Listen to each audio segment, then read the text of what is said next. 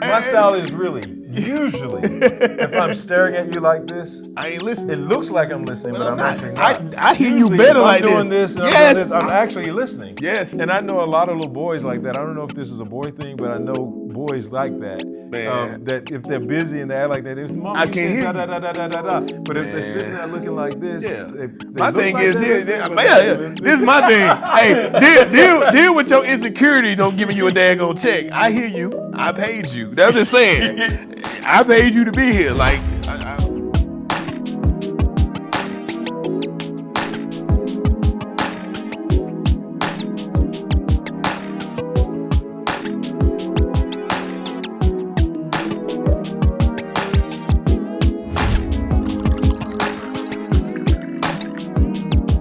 So if your team is a team that is protecting the old version of you or a version of you that is not yet mature, and it actually affects the culture, affects the ability to deliver, then again, you're doing a disservice to yourself, you're doing a disservice also to the organization, and you're doing a disservice because your brand is also impacted by that, right? And people will know, okay, I can go there maybe for a short stint and maybe build my resume or meet some people, but that's not the place I'm going to grow, and it's not the place that I'm going to stay. They wood and I'm iron. I got I gotta chop them, and I'm getting done messing with your organization. Yeah. And I think part of the reason why leaders do that is because they're afraid. They come right. They want to get out their comfort zone. Yeah, they're afraid. It's like it's removing that shield. It's removing the mask. It's removing the armor. Yeah. Right? That, okay, I have some insecurities. I have some limitations, but we all do. We don't stay there. Right? Mm-hmm. We don't stay there, and we don't want the people around us to let us stay there. Mm-hmm. So even if you don't trust your team in a way to sharpen you, you should, right? Because you then need to either develop them or hire people who are skilled to do it. Given their backgrounds, then you need to maybe develop a network or your own kitchen cabinet, as they call it, or your board, your personal board of advisors, to really speak to those blind spots in those areas where you need to grow. The other thing is, when you have that type of setup or that situation where you have the yes people who are also gatekeepers, excellence looks a certain way at a certain level, but it doesn't carry through the rest of the organization. Right? So it's a yes sir, yes man, everything is polished at the top. You have a veneer of excellence, right? But excellence is a process that should be implemented throughout your organization. And that's why you have some organizations that have certain challenges and legal challenges, going back to the legal part of this. They present a certain way. Their brand is a certain thing. Right? And it's well known and people respect it. But then when people who have the background, education, and skill set to come in and contribute to change and transformation and get the organization to the next level, right? And to support the work and the mission for the season or for the seasons to come, then what happens is you create dysfunction. Right, in that setting, people leave for all kinds of reason, whether they have legitimate claims or discrimination or wrongful termination, they're going to file a claim anyway, right? And then you have all these lawsuits and public embarrassment about different things happening in the organization. That all starts with a leader. And that self-awareness piece. And that's why, in the work that I do a lot of leadership training. I advise a lot of whether college presidents, board directors, managers, whatever, other attorneys.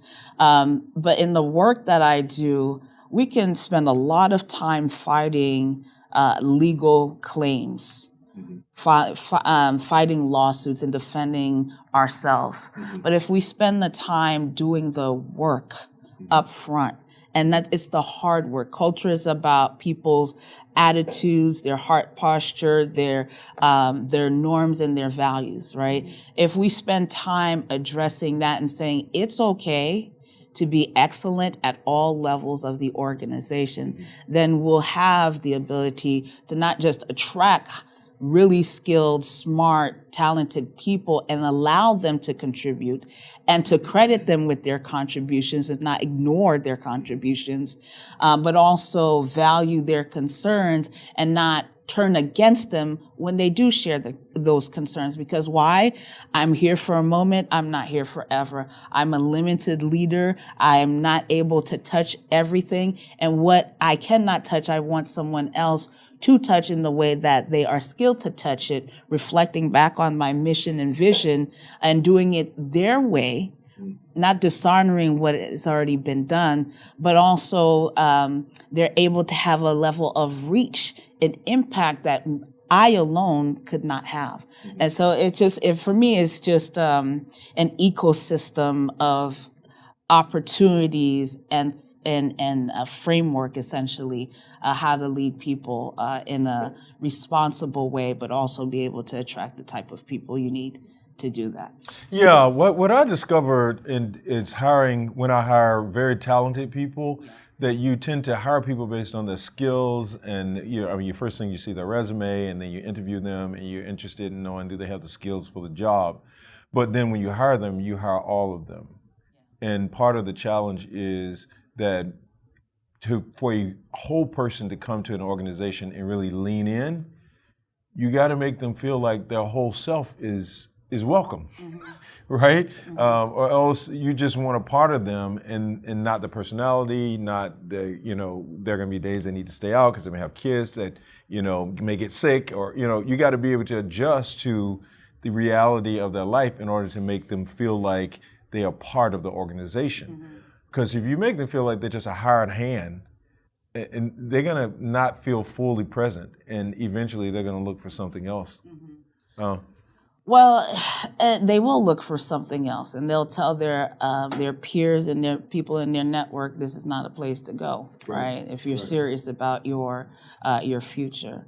So I think it's really important that, just going back to something I said earlier, that excellence is not just at the top, it's throughout the organization. And what I experience as the CEO, the pastor, the board leader, whatever, there should be a version of that throughout the organization. Because if people are doing the song and dance in front of you, and they're performing at a certain level in front of you, when you're not there, when you're not in the room, how are they performing? Because guess what? Your congregants know. Your volunteers know, your employees know, your customers know, and they walk away with their money and with their time and with their network and all of the opportunities and skills that they could have contributed if you took the time to just listen. Yeah. Listening in leadership. That's a powerful concept. I've discovered that good leadership is leadership that actually listens more than talk. And that's a challenge for me because I like to talk and I have ADHD and my mind jumps around. You say one thing and my mind goes down a trail, and then the question is, am I listening to the rest? So I always have to bring my brain back in too, so that people can feel heard. Can you speak to feeling heard? I could testify right now about being heard and not being heard. But to answer your question, so I'll start with the listening part, right? So again, leaders need to have people around them that can speak to them and speak to the issues and speak to the needs and help them to grow as well in their role and also solve problems. But, listening is, communication is not just speaking. It's learning. It's taking the time to hear people. And I think if a consultant shared with me some feedback, and it was like in the moment.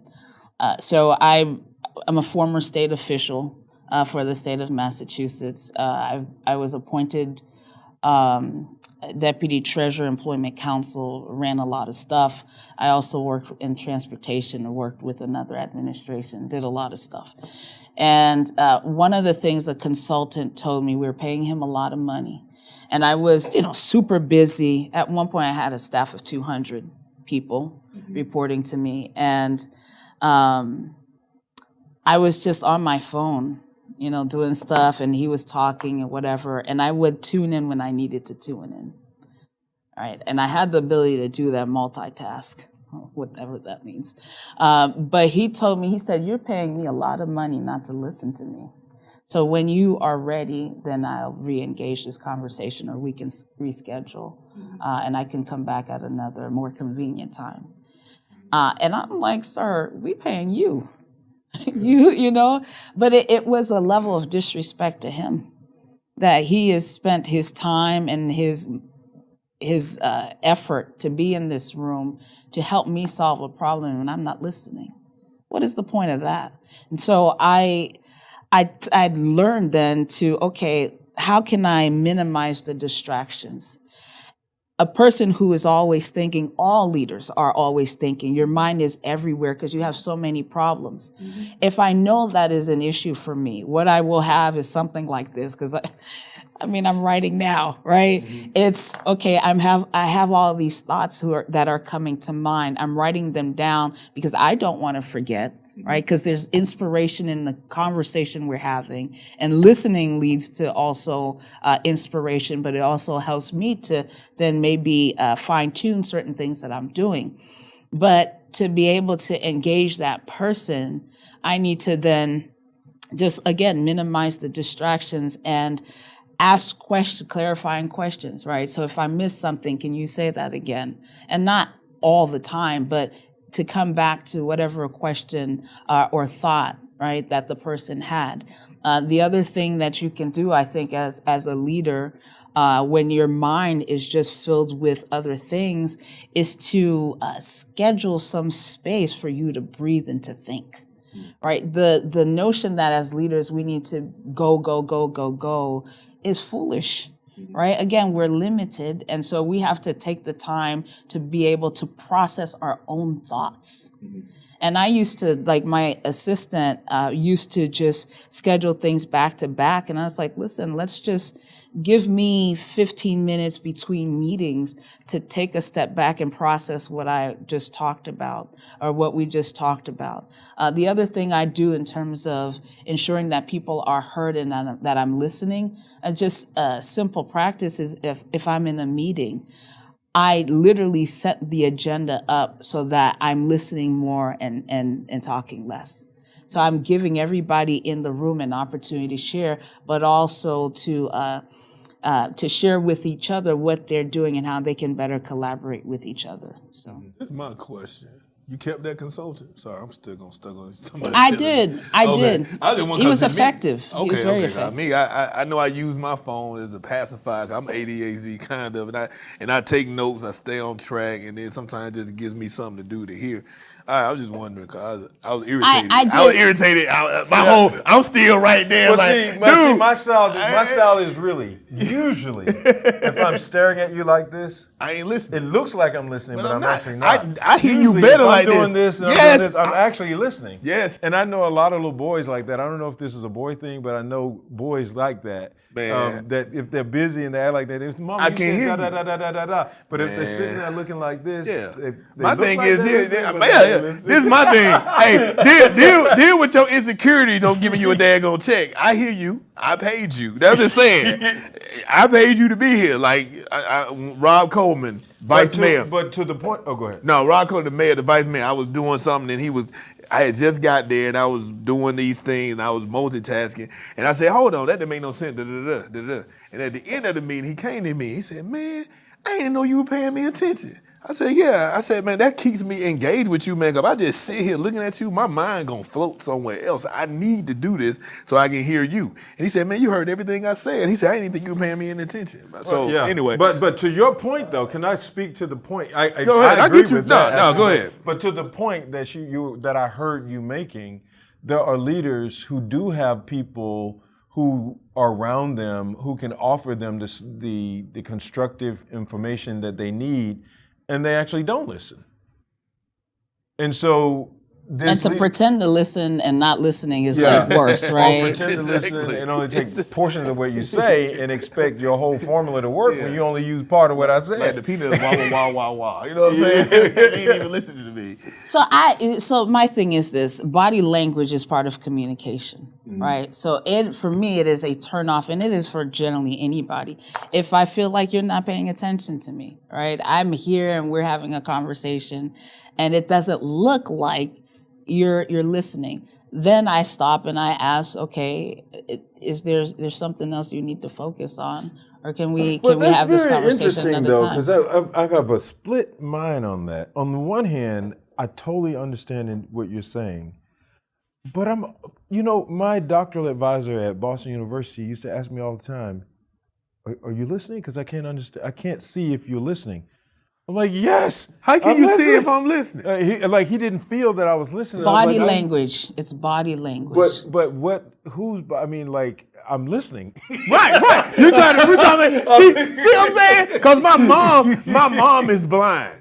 So I was used to her not looking at me. Hell, she can't see. So at the end of the day, I know she's listening to me and she might be doing other things, and it got me in the habit of doing the same thing. But I hear you. Don't get offended by me. Now, if we having a personal conversation and you talking to me, I'm gonna put my phone out as a personal conversation. If you up there teaching and you getting the check, leave me alone. Hell. Well, no, so this is no. So let me clarify. I'm just saying, you gonna tell me I'm paying you, and you gonna tell me in front of everybody? I'm mad for you, girl. I'm sorry. I'm gonna get in the time machine, and I'm gonna go back and I'm gonna cuss him out for you. Go ahead. So let me explain. He was not training or teaching or doing anything. It was a one-on-one conversation. Okay. Yeah. That's different. I got you the one-on-one. Okay. No, I get that one-on-one now. conversation. I thought it was like, okay. Yeah, and sometimes I'm with him now. Yeah, I ain't know you. You got to give me sometimes the context. You know what I'm saying? Yeah, okay, that's context. So Thank you. sometimes, and we've had this conversation, so sometimes it's just explaining, hey, I need to do this in order to engage. And if I know that up front, and maybe it's just I'm saying something and you're then explaining to me, this is what I need to be engaged in this conversation, so please don't read it as X, Y, and Z, right? And that's something that's so easy to do. But if we just maybe bring this conversation to the next level, which is on the national global scale, all these things that we're talking about, they might sound nice and like soft skills, what people talk about, or how they term certain skills, communication being one of them. But these are necessary skills to be effective. Look at what's happening nationally. Look at the conversations. Look at the communication. You can see from certain leaders that they have some baggage that they had not yet addressed, and it is spilling out literally on the entire nation, on how they govern, right, and how they engage even other countries, right? Wars start how? Their personalities. Their personalities, their leaders. Y'all got me back on that. It's two people mad at each other. That's it. Like with George Bush, man, everybody knew why you were going over there, man. You mad at just for your dad. They setting their own oil on fire. That's why I don't understand how you can daggone be a president and own our biggest import, but you can't have your baseball team. Does that make any sense? Who I went to George Bush. George Bush, when they went to Iraq, the Iraqis began to set their oil. No, I know the reference, but I'm saying what baseball team? I'm not. Oh no, so George Bush owned a baseball team in Texas. So George Bush, the son, the last president of George Bush, he owned a baseball team. They didn't make them sell or get rid of any of their oil rigs or any of their oil, which to me is the biggest controversy or to leadership in America, because that's our biggest import. But he had to sell his baseball team to Texas. He owned the baseball team. And so he had to sell that because they felt like that was a conflict of interest. I'm like, how's that a conflict of interest in the oil now? I know I went on a whole nother one. But I can't speak to that. We was on personalities, and my thing was you were dealing with your own personal issues when you took us to war. Yeah. We were looking for bin Laden all the time, and all of a sudden we went to Iraq. Iraq wasn't even on our radar. Saddam Hussein wasn't even on the radar. We looking for said that's daggone a Ben. personal It's a personal thing. All that stuff, like you said, the personality. So when you look at how it started, but it started small. We saw it more when it got to Trump. But the fabrics of America had already started fraying a little bit as we had different leaders in certain positions that were doing things for their own personal agenda. So I can't speak to what you brought up in terms of that specific president, but what I would say is that people in power, leaders in power, because not every leader has power. Some leaders have influence, right? And some leaders have modelship, right? So they model leadership, and I think those are some of the best, the model and the influence. But if you can marry the model, the influence, and the power together and do something good, I mean, that's true impact and that's true legacy. But I would say in terms of leaders, government leaders, and I did my capstone research on emotional intelligence and its impact or its the benefits to folks who are in government leadership. I think the decisions leaders make at that level have a higher degree of impact on a lot of people, and it could affect generations. I mean, look what happened. I mean, this country's history, every country's history is essentially an example of that, right? And for pastors, it's the same thing, all right? Any organization, any industry, leaders really have to take the time to look in the mirror and not walk away from what She they just see. put a whole nother weight on me, because you think about that, but anything you do, it moves people. Like I remember when I was trying to go on a sabbatical in March of 2020, but then the George Floyd situation happened, and I preached a sermon, "America Won't Let Me Rest," because I knew as a black pastor I couldn't stay on the sidelines. Yeah, you I want had to to go out and speak sometimes. truth to power. Yeah. I pulled a panel together with the police chief and the congressman and the lieutenant governor, and we had a panel to make sure that we kept, our younger people calm, because you could feel the unrest going on, and we didn't want certain things to be, popping up in the neighborhood. We wanted them to be able to express themselves, and you look at how I could have been selfish and just stayed where I was and not come back to speak truth to power. And it's just a mantle that you hold, and like any decision you make affects people. Whether I do the banquet hall or not, it affects somebody in some way. If we keep the homeless people or not, it affects the fabric of the whole. When I get mad because they keep tearing up the toilets, they keep putting paper towels in the toilet, and I see why some pastors stop, because I didn't directly deal with it, although I had hired people for the homeless to deal with them because we keep port. So from 6:30 p.m. to 6 a.m., 7 days a week, we keep the homeless from November to March. But when I began to be closer to it and see how much they tear the building up, I wanted to be like them other pastors and be like, man, I need to get rid of y'all. But I couldn't let because it ain't but one or two of them tearing it up. But my personality was tired. It was irritated. And I was like, man, I just want to shut this whole thing down. But then you affect generations of people. You affect somebody may get their car broken into, somebody might get murdered because these people on the street hungry and they need some food. You know what I'm saying? So it's like the decisions you make, man, you just said it and it just made my mind blow, like the how God trusts you in certain situations. I don't know how you can be arrogant because it's such a flipping. But you can't control the outcomes, I know right? you can't. And there's sometimes God with the murder of George Floyd, I mean, that was traumatic for any human being who watched it, right? But as leaders, we just gotta still give ourselves the grace, the gift of grace that we give to everybody else, step away and process it the way that we can, and then show up. Doesn't mean that we're gonna do it perfectly, right? Whether it's the healing process or the show up or leading other people. But we do need to give ourselves the gift of grace to say, I'm a human too, and I need something too before I go and help everybody else. And Help me. But Jessie, you're an extraordinary leader, and you referenced a few positions you've held. What leadership roles have you held? oh gosh, so I've been in church leadership. I'm actually ordained deacon. I was over the deacon leadership ministry at my church, which was a mega church. I think we had 6,000 members at the time, and deacons in various sites. So I was over that for some time. Youth leadership, praise teams, all of that, music ministry, all of that.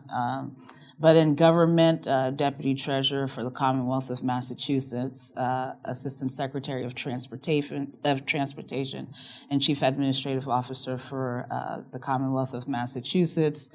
I've been, student leader at my college undergrad, student ambassador.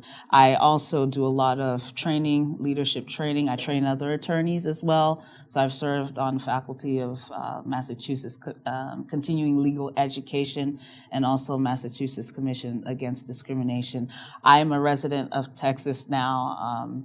And so in terms of Texas leadership, most of my work has really been around my consulting and training and speaking to other leaders. And you also been on the board of the university. Oh yeah. There's a lot. I just don't even. Sometimes I just don't think about it, right? But I was on the board. I was a board trustee for Gordon College, which is, I think, maybe 130 years old college in Massachusetts. Now, one of the top-rated colleges in the country, but also in Christian universities and higher ed. So I was on the board of trustees. I was on the president council to a former president, and I've served on advisory boards as well for the college. Wow. You're an extraordinary leader, great resume, great conversation. Really appreciate your insight on this conversation of the subject of leadership. Ladies and gentlemen, Jessie. Thank you. Thank you so much. Thank you. This is fantastic. Thank you.